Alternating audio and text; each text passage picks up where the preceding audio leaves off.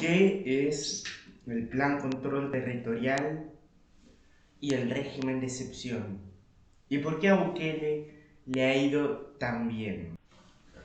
A ver, para entender qué es el Plan Control Territorial y qué es el régimen de excepción y por qué Bukele los ha utilizado, tenemos que ir a repasar un poco de la historia de El Salvador. Así que voy a elencar un poco los sucesos más importantes de la historia de El Salvador. Obviamente encontramos en primer lugar a la Guerra Civil Salvadoreña, quien empezó oficialmente en los años 80, pero ya venía desde hace años, varios años antes, este odio de parte de un grupo de gente revolucionaria que, bueno, después terminó en una guerra civil que duró más de 12 años, hasta en 1992, que se firmaron los acuerdos de paz en México. Y bueno, en esta guerra civil se enfrentó el Ejército Nacional, quien estaba al poder en ese entonces, o sea, quien estaba en el gobierno, contra un grupo, pero que era un grupo que se habían unido cuatro grupos revolucionarios, que era la guerrilla, en aquel entonces la guerrilla FMLN, la guerrilla Frente Farabundo Martí para la Liberación Nacional, que después con los acuerdos de paz se convirtió en partido político y es el único partido político de El Salvador que ha sido creado por decreto, ya que todos los demás partidos políticos han sido creados obteniendo 50.000 firmas o más. Pero bueno, ¿qué pasó durante esa guerra civil? Pasó que, como es obvio que pase, la gente se fue a emigrar hacia los Estados Unidos. Ilegalmente, clandestinamente, mucha gente también mandaba a sus hijos, ya que en aquel entonces tenían 10, 11, 12 años, solos a los Estados Unidos, siempre clandestinamente. ¿Y allá qué hacían? Allá en Estados Unidos, ¿qué hacían estos chicos?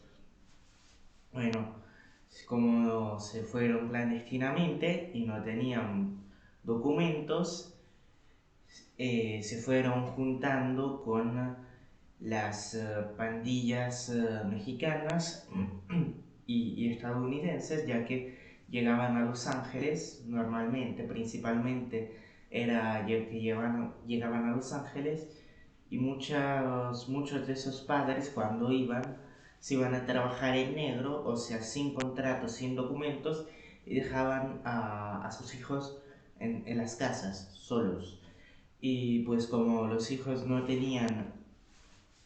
podían ir a la escuela por no tener documentos, pues se iban a la calle y aprendieron y agarraron ejemplos así de otras pandillas mexicanas, estadounidenses y todo eso, y se fueron formando las dos pandillas más grandes de El Salvador, son la MS, Mara Salvatrucha, y el Barrio 18.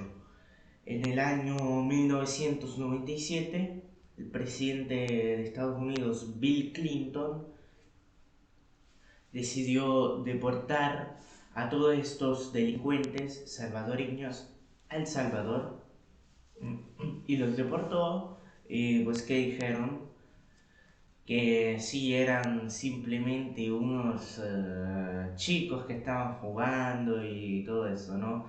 Y luego pues ya sabemos cómo fue a terminar esta situación.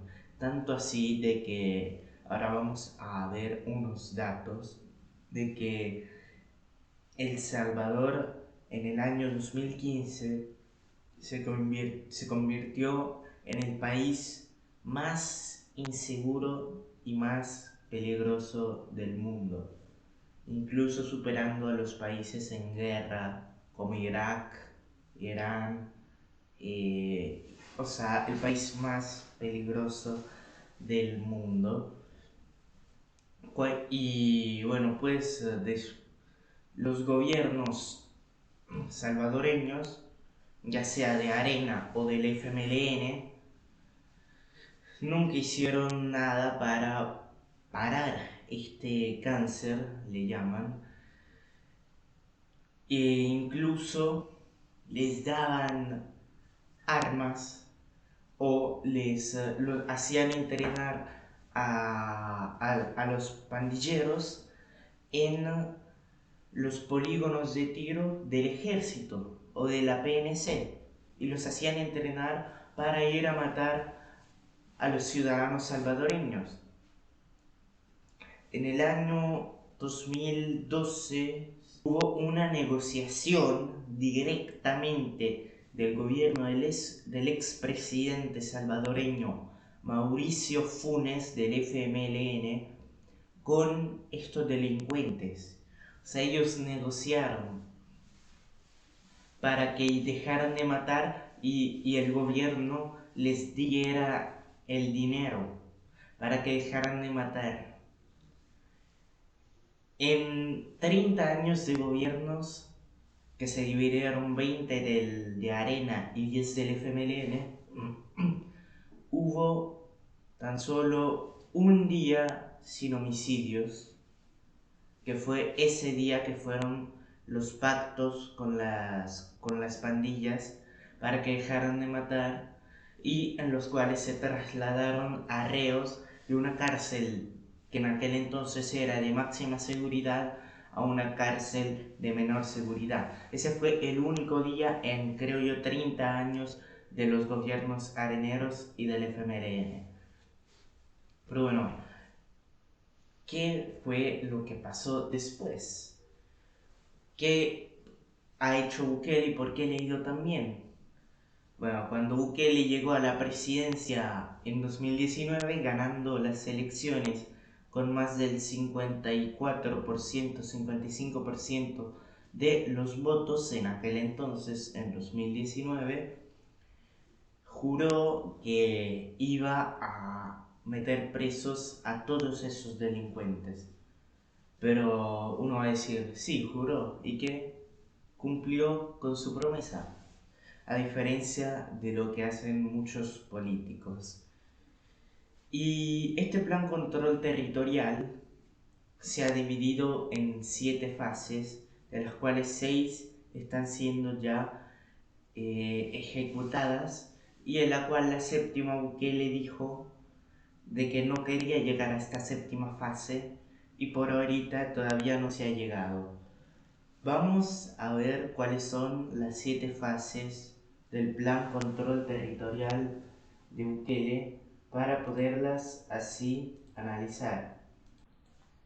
A ver, acá tenemos a las 7 fases del plan control territorial que están en inglés, pero se la voy a ir traduciendo. Acá la parte importante es que dice: el plan control territorial es un plan salvadoreño de seguridad anti-pandillas, antidelincuente, y el plan consiste en 6 fases y una potencial séptima fase si las otras 6 fases no van bien, o sea, no tienen suceso. En 2019, el gobierno salvadoreño estimó que el plan control territorial iba a costar 575 millones de dólares en total. Acá tenemos a las 6 fases. Fase 1, preparación. Fase 2, modernización. La fase 1, preparación, consistía en preparar al pueblo salvadoreño a este cambio, pero sobre todo a los delincuentes. E incluso Bukele les avisó. Esta fase, la fase 1, está activa desde 2019, pero incluso más tarde Bukele en 2021 les avisó a los delincuentes de que dejaran de matar. Y se estarán preguntando, ¿no? Pero, ¿por qué Bukele no empezó el plan control territorial en 2019? A ver, sí lo empezó. Lo que no empezó en 2019 es el régimen de excepción, que es el que sirve para, ese sí, meter presos a los delincuentes. El régimen de excepción va aprobado cada mes, cada 30 días, por los diputados de la Asamblea Legislativa. ¿Y qué pasaba en 2019? Que Bukele tenía toda la Asamblea Legislativa en contra, excepto diputados de Ghana, porque el año anterior, en 2018, habían sido las elecciones para diputados de la Asamblea Legislativa y pues no querían aprobarse, no que los diputados de esa asamblea no querían aprobar el régimen de excepción. Y Bukele tuvo que esperar hasta 2021 que llegara su nueva asamblea para poder así aprobar el régimen de excepción que se tiene que aprobar cada 30 días. Pero bueno, les decía que en el plan preparación Bukele incluso les dijo, les avisó a los delincuentes de que dejaran de matar y amenazándolos de dejar a los que ya estaban presos sin ningún tiempo de comida. Y acá está el video, lo vamos a ver. Acá está. Rumores que quieren empezarse a vengar de la gente honrada, al azar. Hagan eso y no va a haber un tiempo de comida en las cárceles. Uno. A ver cuánto tiempo duran sus homeboys allá adentro. Les juro por Dios. Acá está el ministro de Seguridad, Gustavo Villatoro, ministro de Seguridad de El Salvador, y Bukele, ¿no? Los que no comen un arroz. Y vamos a ver cuánto tiempo duran. Y no me importa lo que digan los organismos internacionales, que vengan a proteger a nuestra gente, que vengan a llevarse a sus pandilleros. Además, Bukele anunció que quiere construir una prisión de máxima seguridad para 20,000 reclusos y de este... Exacto, acá Bukele les avisó con mucho tiempo antes a los pandilleros, a los delincuentes, de que dejaran de matar, porque si no los iban a dejar sin un tiempo de comida a los que ya estaban presos. Y efectivamente, ¿qué fue lo que pasó? Bukele les quitó una comida, así que se quedaron con 2 comidas por un periodo de tiempo. En vez de 3, se quedaron con 2 comidas los que estaban presos.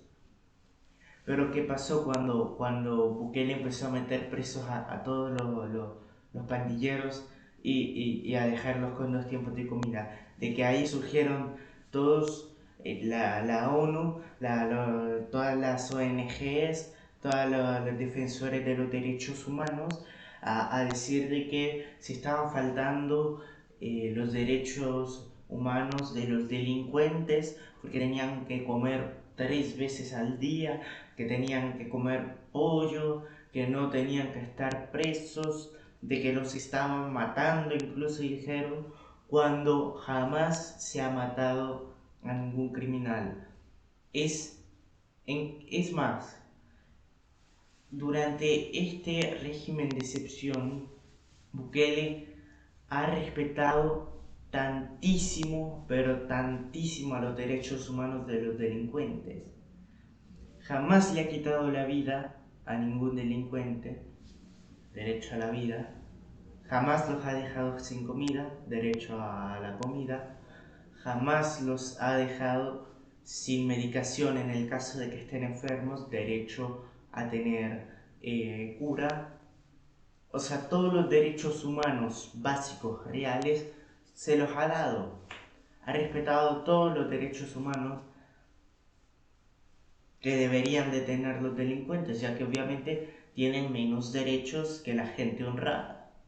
Por ejemplo, no tienen derecho al voto, no tienen derecho a la libertad, pero todos los derechos básicos que son vida, comida, derecho a ser curados, Bukele jamás se los ha quitado. También les avisó de que iba a construir una mega cárcel para pandilleros, el CECOT, que es una sigla que significa Centro de Confinamiento del Terrorismo, donde ahí tiene preso a los 14 cabecillas que se han encontrado de la Mara Salvatrucha, 14 de 15, y a muchísimos pandilleros. Y bueno, también ha anunciado el CECOC, Centro de Confinamiento de Corruptos, pero esa es otra historia. Aquí Bukele les avisó sobre lo del CECOT, que no se lo esperaban venir, ya que es una mega prisión de máxima seguridad, paragonada con Alcatraz. Es la prisión más moderna y más segura de toda Latinoamérica y se construyó en tan solo 7 meses. Con las fases. La fase 2 fue oportunidades, que dice el 2 de julio de 2019, o sea, tan solo un mes después de haber entrado a la presidencia, Bukele anunció la segunda fase del Plan Control Territorial, que es conocida como oportunidades. La fase 2 dice promover la educación y las escuelas y construir escuelas y centros deportivos donde los jóvenes puedan ir a hacer puedan tener oportunidades alternativas a la única oportunidad que se veía antes en el país, que era ser un delincuente, para los jóvenes salvadoreños y prevenir su entrada a las pandillas. El gobierno estimó que esto tendría un costo de 158 millones, pero el gobierno solo ha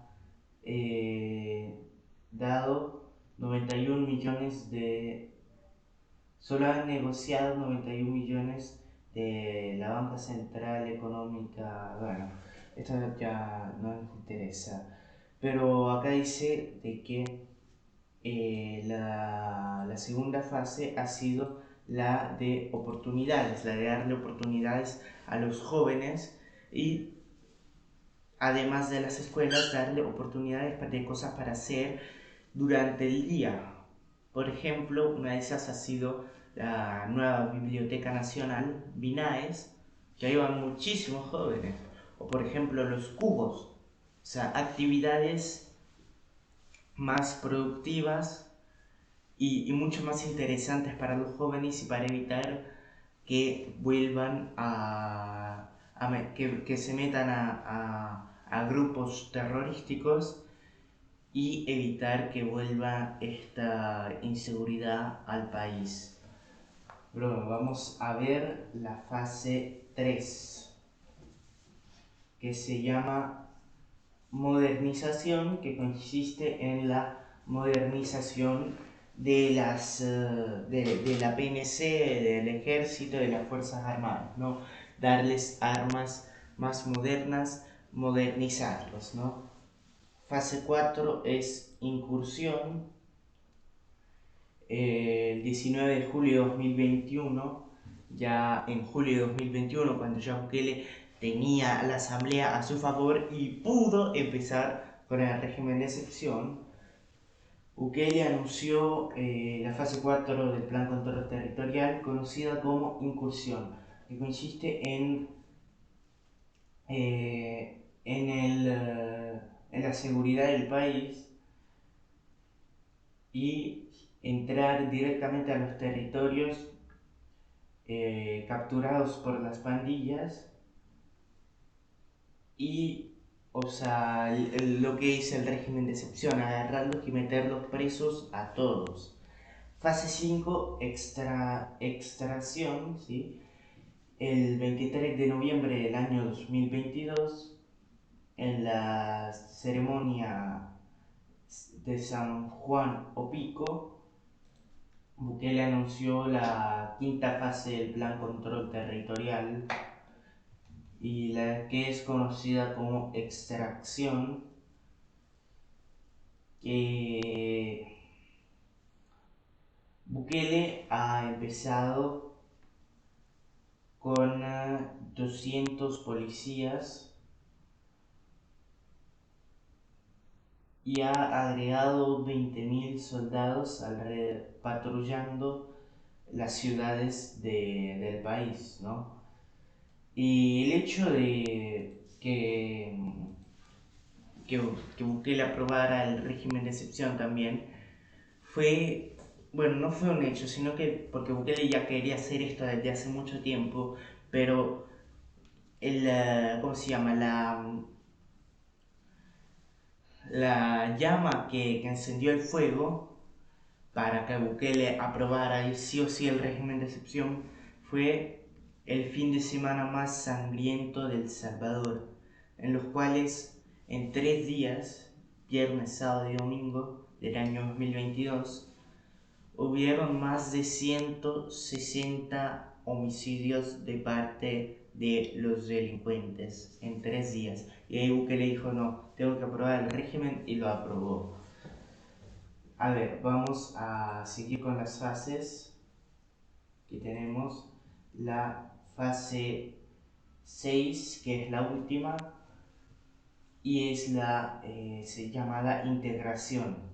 El 15 de septiembre de 2023, durante la celebración del 202 del aniversario de la independencia número 202, Bukele anunció la sexta fase del Plan Control Territorial, llamada integración. El implemento de la fase 6, Bukele anunció la formación de departamentos nacionales e integracionales. Acá dice de que Bukele anunció de que el responsable de integración de esta sexta fase iba a ser Alejandro Gutman, que es el presidente de una ONG llamada Forever Foundation, que este Alejandro desde hace tiempo se está buscando integrarse en la comunidades de El Salvador, o sea, ir por ejemplo a comunidades que antes eran gobernadas por delincuentes, como por ejemplo Las Campaneras, Soyapango, y integrar a la gente a la vida común. Por ejemplo, llevar a una persona, por ejemplo, antes no era posible ir de un barrio a otro, ir de un municipio a otro, porque, por ejemplo, en tu municipio eran de la pandilla Barrio 18, y en el municipio donde vivía tu hermano, por ejemplo, eran de la pandilla MS. Entonces cuando te veían te preguntaban de dónde venías, y pues a veces llegaban a matarte. Entonces este Alejandro Gutman siempre buscaba integrar a los salvadoreños, pero nunca lo logró, porque los gobiernos anteriores siempre fueron muy corruptos, y pues se iba a ir, pero Bukele le dijo no te vayas, y lo llamó, y ahora él es el director de esta sexta fase del Plan Control Territorial. Otra cosa que vamos a ver va a ser el cambio drástico de los homicidios, que se compara. Acá tenemos el año más violento de El Salvador, 2015, donde la tasa de homicidios en 2015 fue de 106,82, o sea, 107 homicidios por cada 100.000 habitantes. Que significa que por cada 100.000 habitantes que hubieron 107 muertos asesinados de parte de delincuentes. En cambio acá tenemos al año más seguro de El Salvador, que fue 2023, donde los homicidios en un año fueron 154 y en 2015, como vemos, fueron 6.656, y luego la tasa de homicidios por cada 100.000 habitantes fue de 2.4. El promedio diario de homicidios fue de 0,4. Y de estos homicidios, el 94,8% ya están resueltos. O sea, significa que los que mataron ya están presos. Los que mataron, los que causaron estos homicidios ya están presos. Y, por ejemplo, en 2015, durante el gobierno del expresidente Salvador Sánchez Serén, hubieron 107 muertos casi por cada 100.000 habitantes, cuando el año pasado en el gobierno de Bukele, en 2023, hubieron solo 2,4 homicidios por cada 100.000 habitantes. Se ha bajado más de 100 homicidios por cada 100.000 habitantes. Y se ha convertido del país más peligroso del mundo, de un lado opuesto, al país más seguro del continente americano, que va desde Tierra del Fuego, desde Argentina, desde Chile hasta Canadá. América no es solo Estados Unidos, América es todo el continente. El Salvador se ha convertido en el país más seguro del continente americano. Y otra cosa es que Bukele ha resuelto la situación de una manera imposible, que pensaban todo el mundo, todos decían que era imposible curar este cáncer, le llaman ellos, en El Salvador. Todos pensaban que iba a ser imposible. Y Bukele vino y les demostró que sí se puede, si hay ganas, si de verdad se quiere hacer un cambio, sí se puede lograr. Y Bukele ha hecho tantos cambios de que ha ofrecido ayuda incluso a otros países. Por ejemplo, lo que está pasando en Haití en los últimos días, vayan a verlo, muy serio. Bukele se ofreció a darle ayuda a Haití, que el país ha sido... han hecho un golpe de estado los delincuentes de Haití y han hecho destituir obligatoriamente al primer ministro, que se había quedado con la función de presidente después de que hace 2 años estos mismos delincuentes mataran al presidente de Haití, que el primer ministro, que hace unos días tuvo que destituirse, o sea, lo destituyeron, lo hicieron que renunciara a su cargo. Y Bukele incluso ha dicho, nosotros podemos ayudar a Haití, pero siempre y cuando Haití esté de acuerdo y la ONU esté de acuerdo, que la ONU jamás va a estar de acuerdo con eso, después de lo que le dijo a Bukele por aprobar el régimen de excepción. O sea, también criticando la ONU, ¿no? Acá lo tenemos, vamos a verlo rápidamente. El presidente de El Salvador, Nayib Bukele, se ofreció a intervenir a Haití para solucionar la crisis de seguridad desatada en el país ante el auge de la violencia por las pandillas. Conozcamos los detalles en el siguiente reporte. Así lo expresó el mandatario salvadoreño a través de una publicación en su red social X, afirmando que puede arreglar la espiral de violencia en el territorio haitiano, pero reconoció que necesita una resolución del Consejo de Seguridad de las Naciones Unidas y el consentimiento de Puerto Príncipe, así como todos los gastos necesarios para llevar a cabo la misión. Sin embargo, Bukele no especificó sobre qué habría que arreglar en Haití, ni cómo sería la estrategia para enfrentar la violencia liberada por por las pandillas armadas que en las últimas semanas cometieron ataques contra estructuras de la policía, hospitales y mantienen a la población bloqueada, que ya empieza a visibilizar la escasez de alimentos. Las poderosas bandas delictivas en Haití y sectores de la sociedad civil exigen la dimisión del primer ministro Ariel Henry, quien se encuentra en Puerto Rico desde la semana pasada, luego que autoridades dominicanas le negaran su solicitud de aterrizar. Esto es un video de hace un par de días, pero quiero decirles que ya obligaron al primer ministro de Haití a renunciar a su cargo y tuvo que renunciar.